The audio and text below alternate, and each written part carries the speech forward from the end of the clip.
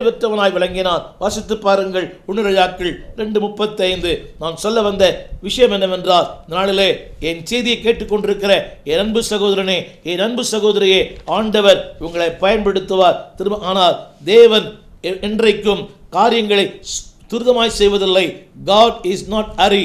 தேவன் என்றைக்கும் அவர் காரியங்களை நினைப்பது போல, நான் நினைப்பது போல அவர் செய்வதில்லை. ஆனால் அவர் விரும்புவது போல அவர் செய்கிறார். நாளிலே நான் சொல்வது குறிப்பு என்னவென்றால், அன்பானவர்களே, காலத்திற்கும் சமயத்திற்கும் தேவனுக்கும் காத்திருங்கள். இதுதான் சங்கீதக்காரன் சொல்லுகிறான், நான் கர்த்தருக்கு பொறுமையோடு காத்திருந்தேன், அவர் இரணமாய் சாய்ந்து என் கூப்பிடுதலை கேட்டார். என் செய்தியை கேட்டுக்கொண்டிருக்கிற என் அன்பு சகோதரனே, என் அன்பு ஊழியர்களே, ஒருவேளை உங்கள் ஸ்தாபனம், உங்கள் ஊழியர், உங்கள் குடும்பம், ஒருவேளை they may not be recognized you, உங்களை புரிந்து கொள்ளாமல் இருக்கலாம், பயன்படுத்தாமல் இருக்கலாம். சோறு வேண்டாம், இளக்கரிப்பு வேண்டாம், மனத்தாங்கள் வேண்டாம், யார் மேலும் பொறாமை வேண்டாம். இதே கர்த்தர் உங்களை பயன்படுத்துவார். ஆரம்பத்தில் சொன்னேன், நீ அழைக்கப்பட்டது உண்மை. முதன்மையாக இருக்க விரும்பாதே. உன்னை தேடி பதவி வரும், உன்னை தேடி வாழ் வரும், உன்னை தேடி வசதி வரும். அப்பொழுது தேவன் உன்னை சந்தோஷப்படுவார். நீ எல்லாருக்கும் முன்பாக கனம் பெற்றவனாய் மாறுவாய். நீயே தேடி போக வேண்டாம். பதவியும் புகழும் வாழ்வும் வசதியும் உன்னை தேடி வரும். எப்படி தெரியுமா? தேவன் வைத்த இடத்திலே பெனாயா 30 பேரில் ஒருவனாய் இருந்தான்.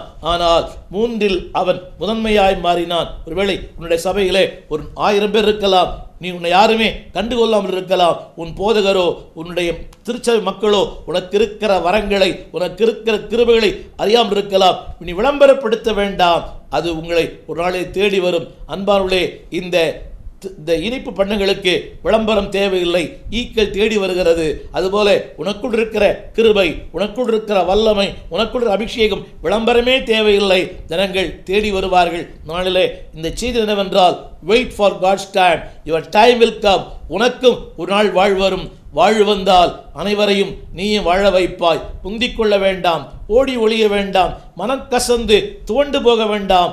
வாழ்வும் வசதியும் உயர்வும் புகழ்ச்சியும் உன்னை தேடி வரும். தேவன் கொடுத்த the time of promises.